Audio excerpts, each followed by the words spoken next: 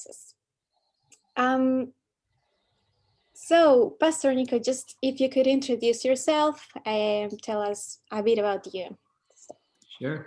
It's always a difficult question because I have to come across really interesting. I am an Indian, brought up in the UK. I was born in India. I came over when I was about 2 years old, and I was raised a Hindu. I became a Christian at 17 years old, which was an amazing experience, but one which followed me getting disowned by my family and losing everything that I had at that time. And that was basically the beginning of my journey. But God was very faithful in all the years that I've been a Christian. And sitting here today, me and my family are reconciled. We're on better terms than we ever have been. So God was faithful in that as I kind of jumped into that faith and jumped into all that he had for me. He was able to show his goodness even in such a difficult situation.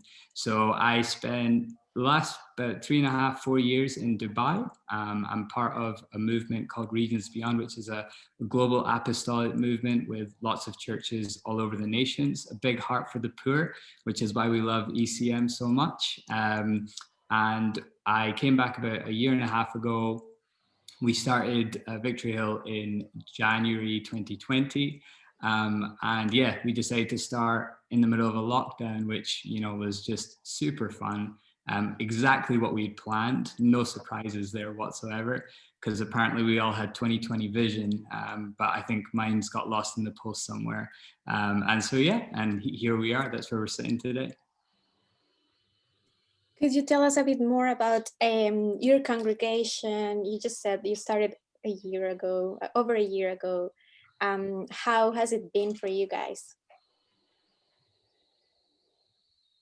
Yeah, so just to say as well, Maria, I know that my Wi-Fi might be a bit shaky. If you need me to repeat anything, please do say that if it breaks up or whatever. So we've started a year ago, our congregation. We've got Rach on the screen here. Rach, you want to give a wave? And we've got Ad down there as well with Brit as well. So Ad's actually in South Africa, but he's basically part of us. What we find is when people sign up to us, we kind of contractually bind them in for a minimum of 10 years. So they're not really allowed to leave regardless of where they go. It's a good way to retain members, even through a pandemic.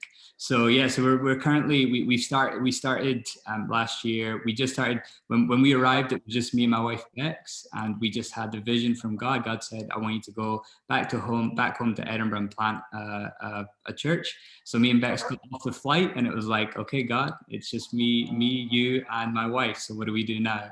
And he's been faithful in that. We started with about 5 people in a hotel room last January, and God just said, I want you just to start and I'll provide the people as you go along, which was a big hit for me. When you have somebody walking into 5 people praying in a hotel room, it looks more like a cult than a church, which is, an interesting kind of introduction. But God has been faithful to his word. We've seen many people added into us. We're sitting currently probably with a core team of between 15 and 20 people, which, through a pandemic, we are so grateful for the fact that we were even able to grow at all. And we've been gifted very amazing people like Rach, like Adam. Rach is actually part of our leadership team now as well. So we're very, very grateful for that. And you also already explained this a little bit. So you entered this culture, as we've been calling it here at the Place at the Table, when you were 2 years old. You were a baby. Yeah. Can you tell us a bit more about your upbringing? Yeah, sure. So it's funny using the term entering this culture, because even though I lived in the UK, I actually lived in India in the UK, because my house was basically just a very stereotypical home. I was raised as an Indian, as a traditional Indian. There was the British concepts and Western concepts were very distant from us. I was raised as a Hindu, so for most of you who know anything about Hinduism, being Indian and being Hindu is kind of like one thing. They're quite inseparable at times. So I was raised to be bilingual as well. In the house, we were not allowed to speak English. We would only speak Hindi, which at the time was painful. But now when I go to India, it's much, much easier. So that's a good thing. So that was kind of like my upbringing. I existed within the British culture. Outside of my home, it was like living in the UK. But as soon as I stepped back in, it was, chapatis for breakfast, lunch, and dinner, and that was kind of, my life. And it was a strange one because my parents didn't quite, adjust to the Western culture. And actually, probably to some extent, although they now will drink coffee instead of tea every day, they are still kind of adjusting to it a little bit more and more. So yeah. And now that you've share a bit about like your this multicultural life you've had, can you tell us if you have ever experienced racism? Sure, yeah. So I think the answer to that is a simple answer to that is yes. But if I break it down, I've experienced racism on an individual level, but I haven't ever received any sort of racism on a systemic level. So systemic meaning which is built into structures or establishments or anything like that. And this word systemic racism is a big one that's obviously currently on everybody's minds right now. So it was quite interesting for me in terms of my experience in my life to sort of view that. The individual experiences I've had, again, they've actually only been when I was much, much younger. I mean, the first one that I had was in primary school, and I was, running around like a kid without, any worries, because that's when it's fun. You don't have a mortgage, you don't have a church to run, all those things, they don't exist. And I remember another kid said, called me a racial slur. But at that time, I was quite taken aback. I was quite shocked. But then at the same time, I also understood that this kid didn't have a full understanding of what they were saying as well. You know what it's like? You say things as kids, but you don't really kind of completely know what they mean. I think more of the racism that I saw the family. So my parents, when they first came here, they had a corner shop, which I know sounds a little bit stereotypical because that's just the reality. We were Asians with a corner shop, so there you go. And that's what they started off with here. And you can laugh at that, but don't worry, I'm a little bit chilled about these things. So if I make a joke, just laugh. Don't worry about it. And so and in that we would often have people of all sorts of backgrounds and stuff coming in, and anytime my parents would get into sort of arguments, or if there was some kind of rough customers coming in, often if there was an argument they would go towards the racial slur or kind of racial action in order to kind of get to them. And it's funny, they were difficult times, but at the same time I have the fondest memories. I know that racism and fondness doesn't tend to go hand in hand, but one of the funny things that I remember is, like, if any of you ever meet my mom, she is like 5 foot on a good day, and that's kind of where she's at. And I remember there used to be these big guys in, like, hoodies and all that sort of stuff, and I just see my mom screaming at them, and they would be running away from the road. So although I saw racism, I also realized that I was to be much more afraid of my mom than I was of racists in that time, which was probably a good learning curve for me too. Um, what about, so you said you came to the Christian faith when you were 17 Yeah. years old. Um, can you tell us a bit about how that experience that you just described and that sort of racial awareness intersected with your faith, or has intersected with your faith over the Yeah, sure, years? sure. So I think coming to faith for me was a really interesting part, because I was coming from Hinduism to Christianity. I was going to something which I wasn't aware of beforehand, and I had become, we hear that song, I once was blind, but now I can see. I genuinely, I knew I was blind, and that's not just because I'm actually physically short-sighted. I understood my spiritual blindness in that place. And coming from a religion which basically, from the moment that you are born, you are ranked within a caste system. So the Hindu faith works on the basis of 5 castes, starting with the highest, which is the Hindu priesthood, going to the lowest, which is what they call the untouchables. And these castes are based on what you've done in what they would suggest is your previous life. And so your sins are weighed up, and based on that, you would then be put into this caste system. And it used to break my heart that there was people in India who they would just be treated as rubbish. I mean, worse than rubbish, just based on their second name, just based on what caste they were born into. It didn't seem like there was any justice in it. And it was really interesting coming from that place into this gospel that said that, you know, there's neither Jew nor Gentile, and that grace is sufficient for all, and that Jesus died for the world, not just for a select few, but that he died for every single person that has ever been and ever will be, regardless of what they've done, which was just so kind of like, it just blew my mind. And I realized that if I was going to believe in a God who was unconditionally loving, this was the only way that that could be true, that he would be impartial and that he would not have kind of favorites, and he genuinely would just love everyone. So I think for me, that was a big shift in mentality.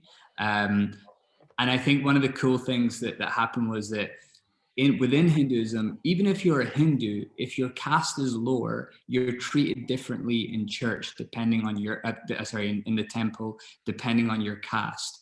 Whereas it was funny for me going from that into church, because I was a Hindu Indian coming to the faith. It was like I was treated like a VIP, you know. It was like everybody was so much more excited. Like they were like, yeah, we've got enough white people in the church, we want more brown people in the church, you know. It was just so funny to kind of see this switch take place. And so, you know, I kind of went from, you know, a temple where I would walk in and everybody would be like, yeah, we got enough Indians here, to walking into a church and be like, you know, let's get your family saved because we need more Indians saved. We need more people from the East coming to know God, because the whole of religion is just so different out there. So yeah, that was kind of my, you know, the kind of overlap between my culture and my faith coming through there. So you said that you felt sort of celebrated, like in terms of your ethnic background was celebrated at church. That's amazing. Yeah, that's what we want. 100%. And as a leader, so you decided to work full-time for God, basically, and you became a leader, still being from a minority ethnic background, into leading the majority white British church. So can you tell us a bit about that experience, both positive things, challenging things? Yeah, sure. So I kind of do work full time, as in 24/7. Church is on my mind. So I guess in that sense, I work full time.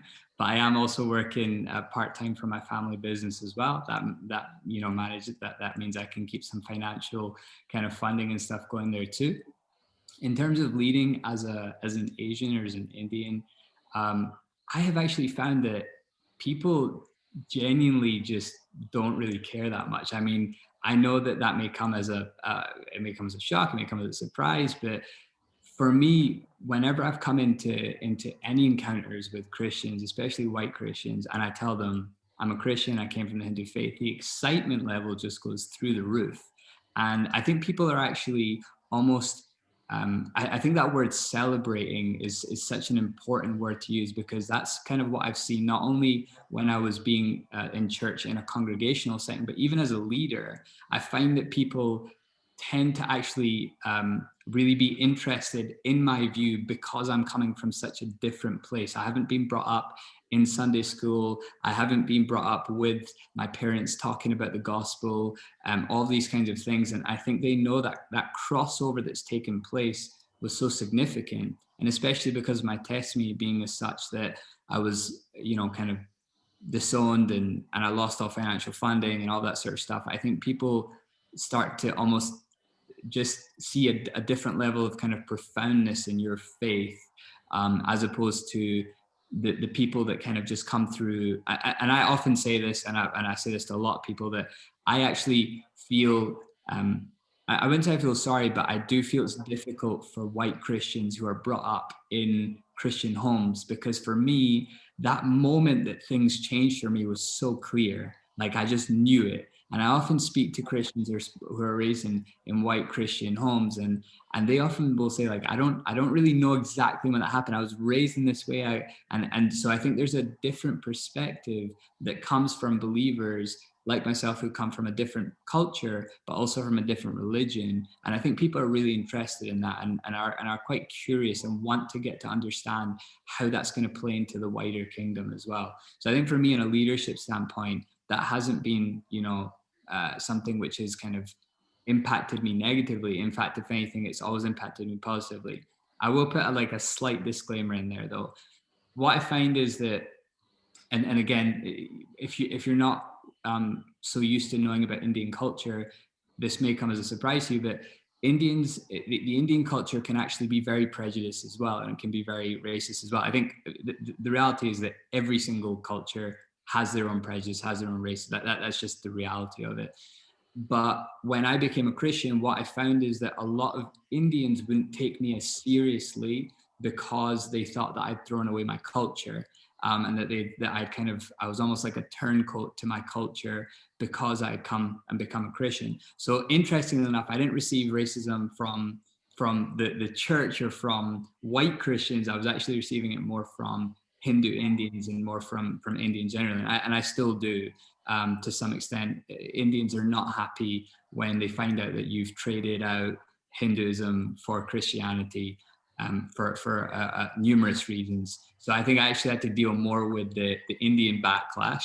And in that way, knowing Hindi actually didn't come in so handy, because I got to know exactly all the bad things that they were saying to me. I could understand them. When you can't understand them, it doesn't matter. But that piece was quite interesting for me too. Thanks for sharing all that. We in previous conversations that we've had with other guests, there is like a balance. We've seen that there is a balance that needs to happen, that needs to be there between that celebration and being like pointed out as the other, which can be a bit hurtful sometimes. So with that in mind, we've always asked ourselves in these conversations, like how can we do as a church to be more inclusive, to go to that side of positively celebrating our differences and not making people that are different feel that like the other, if that makes sense. What would be like your take on that? Yeah, that's a really good question. I think it's very difficult because you've got one side saying don't focus on race, and then you've got the other side saying focus completely on race. And the reality is, much like most answers, the answer is somewhere in the middle. It's never one or the other. We can't completely ignore that we come from different places. I mean, when I walk into, my wife is white. When we walk into a church, people notice like I'm a different color, and I hope they do, otherwise, maybe I need to get in the sun more. Maybe that's what I need to do. But I think they notice that I am a different color. So I think that's a good thing. I think it's a positive thing when we realize, because what that shows is that God is able to save any person, that Christianity is not a white religion, because this kind of picture has been painted. And anytime people say, oh yeah, Christian's a Western religion, I'm saying, yeah, but did you know that Jesus was a Jew? Do you know that it came out of Israel? Like, do you understand that part of it? So I think a lot of it is perspective. So I think once we realize that we can look at different people of different colors and different backgrounds, when we see that as a celebration, straight away saying, man, I can't believe that God has taken an Indian Hindu and made him a believer and someone sold out for Jesus. Like, that's something that we just want to celebrate. And so I think hearing people's testimonies is a huge part of that. I think asking people to come and say, this is where I came from, this is where my background was, this is where my life was, and this is where I am now, it makes a big difference to people, because then they start listening to it and they're able to connect with it on a different level. If I start talking about my Indian upbringing, a lot of people are not going to understand certain parts of my life. But when I brand it with the gospel, there's suddenly this unity that comes into it. And it's almost like the gospel becomes this translation software in between, where people who are not from that culture are now able to connect to it, saying, okay, I don't completely understand that, but I understand the principle behind it. And I understand how the gospel can support that and how Christ can make a difference in that. So I think testimonies are a huge thing. Get people up, share their testimony, tell them up front in the church, this is where I was. This is where God has brought me to. And that's not only for a cultural part, that's actually just generally something that we should be doing in church all the time, encouraging and edifying one another, that God is taking different people of different colors, of different cultures, and bringing them back into his kingdom. And that's something that we can celebrate. And in terms of church on a Sunday morning, one of the other things that we can be really careful of is, we all love, a bit of elevation worship, maybe a bit of Hillsong, maybe a bit of Matt Redman, maybe a bit of, if you're more old school, maybe some of the hymns that you want to play, that's cool. But, one thing that we can almost forget is that we are able to bring in people's culture and kind of that piece into the worship as well. When I was in Dubai, we had such a multicultural church. There was about 27 nationalities. And one week when the Africans would lead worship, it was like you could guarantee that there was going to be a conga. That was just standard. When the Brits led, you could guarantee that there would be a certain level of politeness. When the Indians led, you could guarantee that somebody would bring along chicken tikka. I'm just kidding. That didn't actually happen. But the point being that everybody had their own flavor on the worship. Everybody had their own flavor on what was going on, and people were proud of it. We're like, God, you've given me this thing to worship you with, and I want to share that with everyone, because actually that's a glimpse of heaven, that every tongue will confess that Jesus is Lord. In that place, we will see the flavors of all the nations brought together, just worshiping God. And if we can manage that on a Sunday morning, and if we can manage that within our meetings, then it's just going to make it so normal for us. Like, oh, okay, this person's like started singing in Hindi. That's just normal. Like, why don't we all try and sing it? I remember in the same church in Dubai, we would sing songs of like tribes from Lesotho. I don't, when they mentioned it, I didn't even know where Lesotho was. I was like, all right, it's cool. If we've got believers praying in Lesotho, I want to pray the same prayers they're praying. And I think that kind of thing on a Sunday morning just makes such a massive difference. So I think normalizing people's flavor of worship and flavor of church and flavor of praying into church is going to help us to come to that point.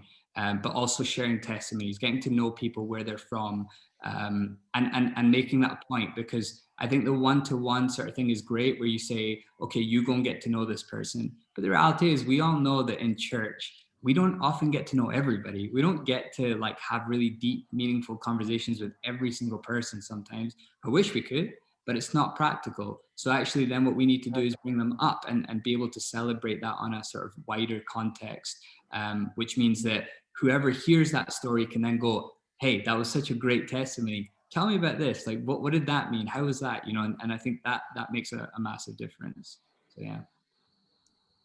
Thanks. Thank you so much. When you were saying how amazing it is that an Indian man with a Hindu background just came to faith, I was thinking it's equally amazing that a Scottish man, when it all started in Jerusalem, has come to faith in the 21st century. A Colombian woman, blah, blah, blah. So I agree, stories are so powerful and worth celebrating. Yeah. I'm gonna open the floor to questions, unless you want to say something else, before we let people ask their questions. Not particularly at the moment. I think it would be interesting to hear the questions that come through. But yeah, don't be afraid to ask any sensitive questions or anything like that as well. Used to those. I've had to get used to those. So yeah, please feel free.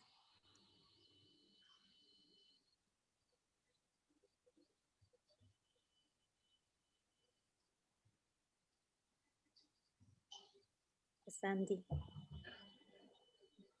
That was wonderful, really terrific to hear. It was marvellous, but it would be really interesting to hear how you got more reconciled with your family, and have they opened up to the things of Christ? I mean, have they warmed to that?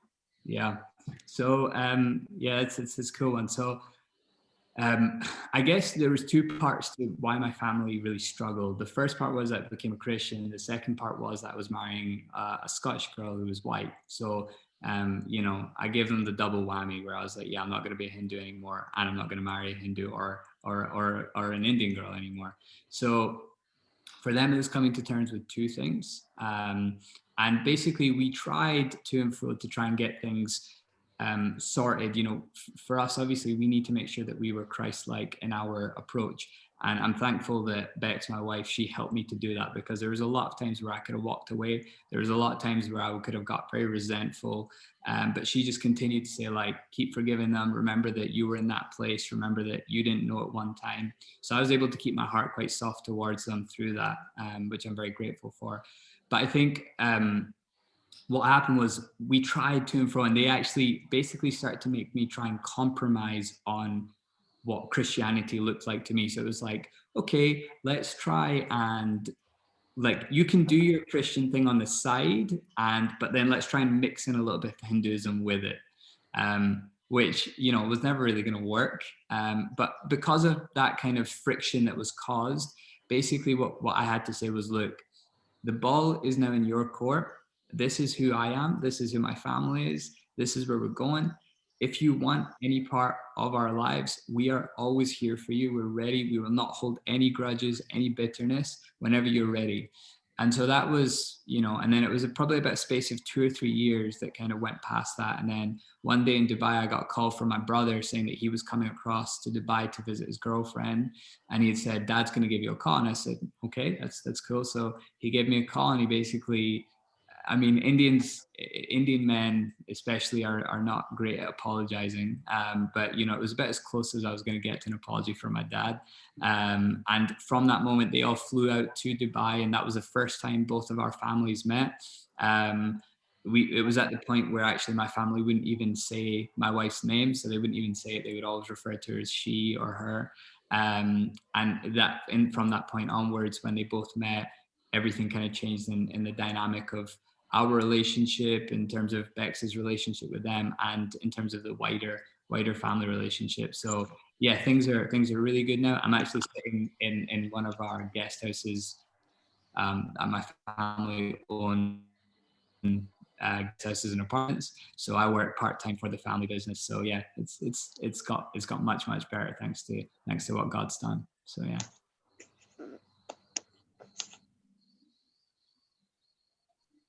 John, do you have a question? Yeah. I was just wondering, are there any sort of parts of Indian culture, but maybe not necessarily like Hindu culture, which you feel like we can learn from as Christians in the West?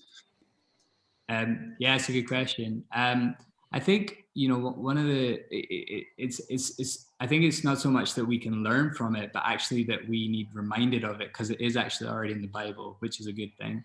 And we find that with the Word of God, that actually everything that we need is in there. But the emphasis on honoring of the family is such a big part of Indian culture. And I think one of the reasons that the West, and especially in the UK, that we are seeing breakdowns of morality, breakdowns of, I think generally of people, of mental health, is because of the breakdown of the family. And there's now a massive shift on what the family looks like. People are now trying to redefine the family. There are particular organizations who are trying to redefine the family. And I think what we have to make sure that we do is go back to the Bible, go back to the Word of God, look at things like honoring your mother and father, look at things of loving one another as yourself. And that's something that we see a lot in Indian culture, is that they just have such a strong emphasis on family and making sure that you fulfill the responsibilities that you have, the accountability that you have, and not just for parents and kids, even for husbands and wives. Again, we read it in the Bible, husbands, love your wives as Christ loved the church, wives, submit to your husbands. There's this level of accountability that comes through the Word of God, and we should, assign ourselves to that. But actually in India, what happens is, because of the cultural expectations, they have those all the time on them. So they have to abide by that. That's why divorce is so low in India, because of the cultural repercussions of that. But because we don't have those repercussions over here, we don't tend to hold on to the family unit as strongly. So I think it's definitely something which exists in India, but actually we can find it even sooner than that in the Word of God. And actually we just need really reminded of that.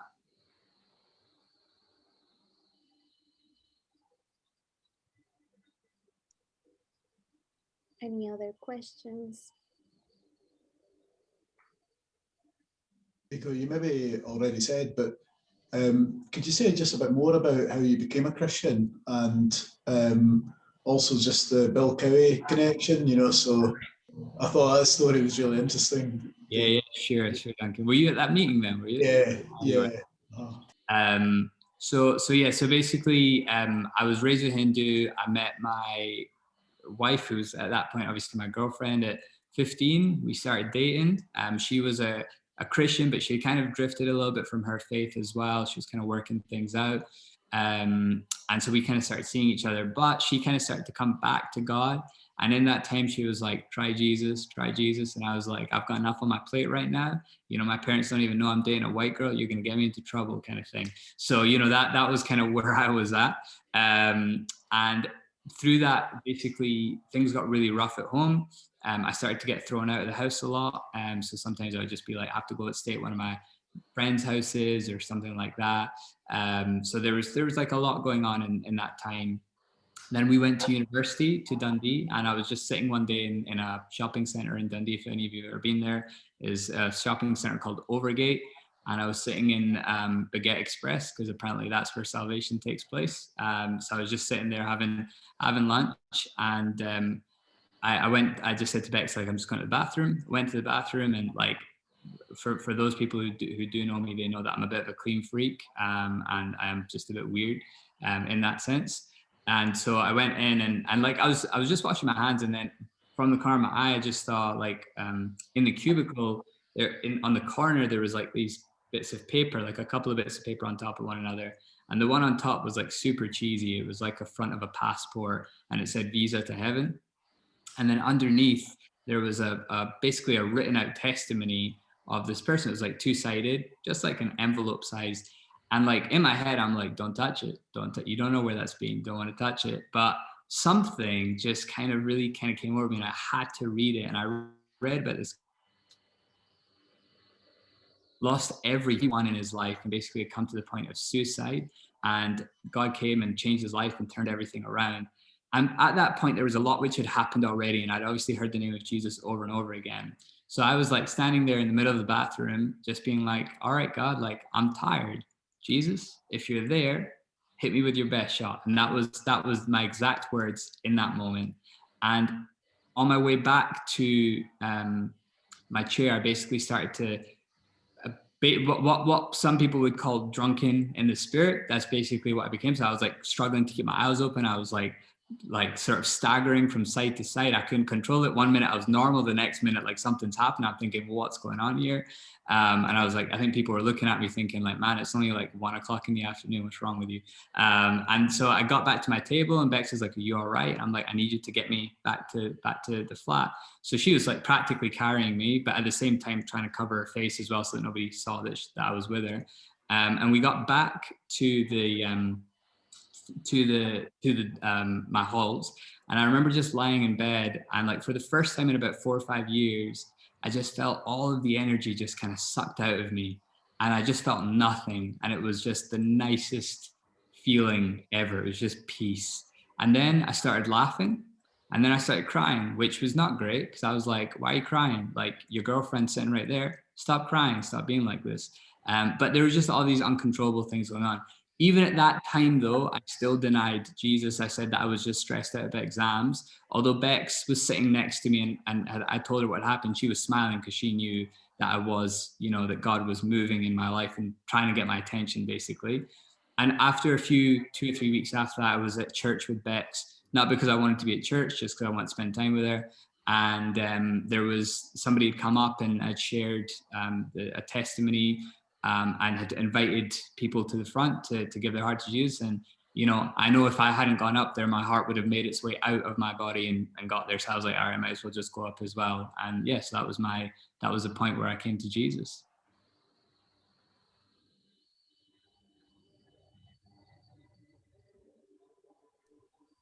And the Bill Cowie story. Sorry, you did ask.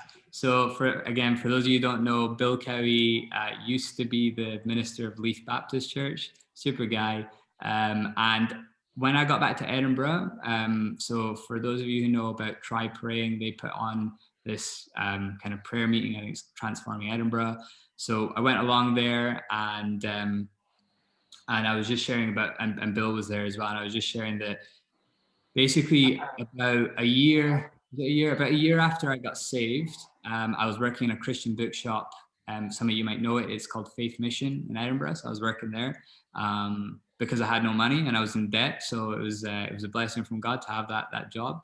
And I remember just working one day, and this guy comes in, and I'm like, I recognize you from somewhere. Like, I don't know where I recognize you from, but I do. And he kind of came up, and I was like, I think I know who this guy is. And I just said to him, I said, did you by any chance live on Granton Road?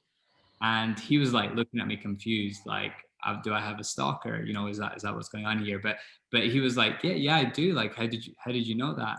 And I just said to him, I'm Sanjeev's son.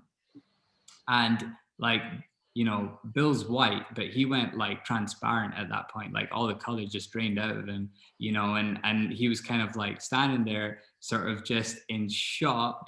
And this guy used to stay opposite our shop. Literally, if you looked across the other side of the road, this guy was on the corner of the other side of the road. And he said to me, he said, I never knew this about him. My parents used to speak about him and used to say, they never used to speak about any of the other customers. But when they used to talk about Bill, they used to be very like, kind of admire him a lot. They used to say, you know, he's such a gentleman, such a nice guy, all this sort of stuff. And I didn't know this, but Bill was obviously at that time, the minister of Leith Baptist Church. And he said to me, he said, you don't know this, but for years, we used to pray in our midweek, in our kind of midweek meetings, that one of your family would get saved. We were just praying for one of you to get saved for years. And after all of these years, and that must have been what, 10 or 15 years after that, he's like standing opposite me in a Christian bookshop, and just kind of saying, see you later, Andy, take care. Just saying that that obviously he had seen this prayer come to fruition, which was just like this amazing moment. And I was like, man, God, like that's awesome. So yeah, that's the story there.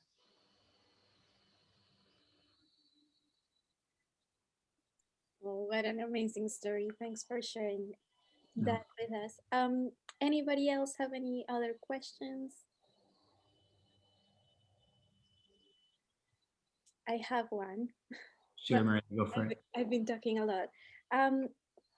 How can we be more, as a church, like in Edinburgh, how could we be more intentional in this that you've been sharing about celebrating other cultures and finding that bit of God in different cultures?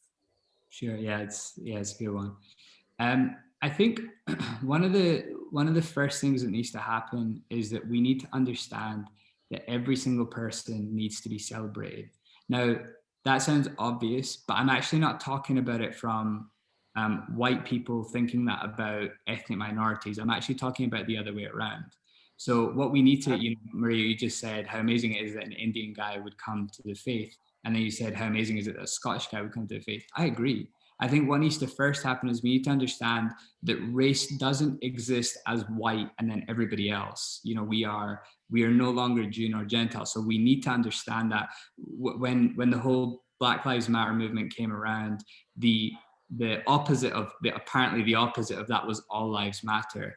And I don't think it was wise to go down that route, but I do understand the principle behind it, which was, let's not forget that everyone does matter to God. Now, the way that I explain that is by saying, you might have 3 kids, you love them all equally, but if one of them falls down and hurts themselves, you're going to be paying attention to that one. And that's, for me, is what's been going on with Black Lives Matters and with the ethnic sort of injustice. It's not that we love the other 2 any less. It's just that one of them needs just a little bit more care and attention right now. But I think what's happened is that we've decided that actually some of these are no longer party to that unconditional love or that grace, that they now need to be treated differently. And what we've got now is just a racism in reverse, and people won't want to talk about it. People don't want to highlight it. They won't want to call it that, but that is it. If I, as an Indian guy, say, well, actually, as a white Christian, you owe me something, then actually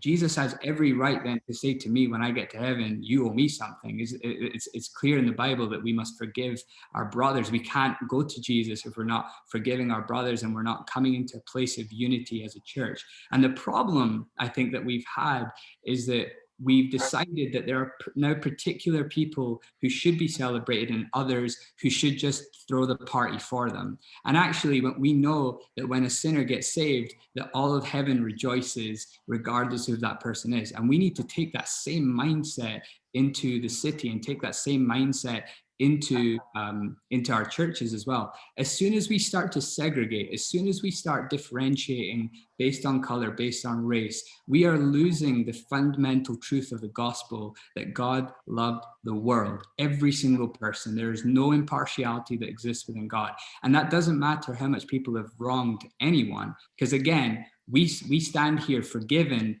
based on what? Not because of who we are, but because of who Christ is. So I think for us, we need to first learn that we celebrate everyone. And that means not just having Black History Month or Asian History Month, but celebrating even the city of Edinburgh, even celebrating the UK, celebrating Western culture. There are so many good things about it, and yet all we want to focus on right now is all the bad things. I think when we even look at the history of the church, right now everybody wants to talk about how the church was involved in slavery. Yeah, okay, well, let's also talk about William Wilberforce. Let's also talk about how the church was involved in the abolition of slavery. You know, it's making sure that we come with a balance and that we understand that every single person needs to be celebrated, not just people of color, but also not just white people as well. And I think just changing it over doesn't solve anything. That's just a power struggle. That's just a power shift. And we can't be living like that, because that's how the world lives. So I think for me, if we're trying to take that into the city, that's a number one key, is that we treat one another in the same way that Christ has treated us, with impartiality and knowing that we are to be loved unconditionally, regardless of what we have done. Just because we've done something doesn't make us less lovable to God. He still loves us, and so we still need to love our brother or sister. I think one of the other things, like I said, that we can do is on Sunday mornings in meetings, talk about, you know, how different cultures do different things. You know, being an apostolic church, we have the privilege of being connected in with lots of the nations. So a lot of you will be aware of what's going on in India right now and the struggles there. But we have direct correspondence from India, from churches there, telling us, you know, what we can be praying for them and all that sort of stuff. So I think linking into the nations is also an important part of any church. Obviously, for an apostolic movement, it's one of our kind of big kind of things, is being for the nations. But I believe that the more that we focus on the local and forget about the international, the less that we will be diverse and kind of have those different nationalities really filling in our churches and things like that as well. So yeah, I'd say two of those things: making sure that every person is celebrated, that it's not just whites, browns, blacks, whatever, but that it is every single person. And then on top of that, making sure that that your church or your organization has a heart for the nations. Of course, some churches will be called more locally, but that doesn't mean that we can't sow into the nations. That doesn't mean that we can't send out to the nations. We can't just be completely consumed with the here and now. We need to think a little bit bigger and have a bigger vision for what God wants us to do. Thank you again. If anybody else has a question, we still have time. A bit of time. Nothing on critical race theory, nothing on intersectionality, none of that fun stuff that you guys could come up with now. I have one question. Oh, sorry, Niko. No, go on, Lydia. I was just going to say Maria's been really nice to me with the questions. So well, hopefully I'll continue that. Yeah, I was wondering, so before you said how often being Indian and being Hindu are really intertwined as an identity. And I was wondering if you could talk about how you maybe renegotiated your identity then as an Indian, but as a Christian. And what does that mean for you? How did you navigate that? Yeah, no, that's a really cool question, Lydia. I think one of the things that helps me is that I love the color of my skin. So, you know, I wouldn't, I don't like, I wouldn't want to go any lighter, or I wouldn't want to go any darker. Like, I just think, you know, if, you know, I just feel like God just put the right amount of bronzer, you know, when he was making me. So I think like I'm good with who I am. And I think that helps because I didn't have to sort of recalibrate anything in my life where I was like, oh, now I'm a Christian, I want to look more like white people. That never existed in my mind. I think the big shift that needed to take place in me was that I needed to look less like a Hindu than looking like an Indian. And so what that meant was um, basically, first off, getting rid of superstition, getting rid of cultural strongholds, getting rid of all of those things. As I began to do that, I began to realize that I had much more security and much more identity within my position as a son of the Most High, rather than being Indian or being part of this church or being called to this or being gifted in this. And I think that's one of the big things that I feel is what needs to be emphasized right now for believers all across. I say this within the context of what I'm saying, but we do need to forget about race sometimes. We do need to understand that we have a much higher calling and a much higher position in God's kingdom than our skin color. Like, you know, that if you think about when Jesus was here and was ministering on earth, when did he ever talk that much about skin color? He didn't really cover that off that much. The closest that we got to that was in his interactions with the Samaritan, or, you know, when he would be traveling in the Decapolis. That was kind of the closest that we got to that. And even in that, the point that he was making was, we need to cross that border. We need to cross that boundary. We need to almost get rid of that line that we've drawn. And then we look at Paul's writings, and they're all about removing that segregation, removing the boundaries between Jew and Gentile. And I think what we continue to do is to put those boundaries back in place. So I think the only thing that can remove those is if we see one another as brothers and sisters and sons and daughters. And I think for me, the calibration that took place, or the recalibration that took place, was not seeing myself as someone who now goes to church. It was seeing myself as someone who now serves the Most High, who now serves God, the only God, you know, the Alpha and the Omega. And that's the only person who can dictate my identity.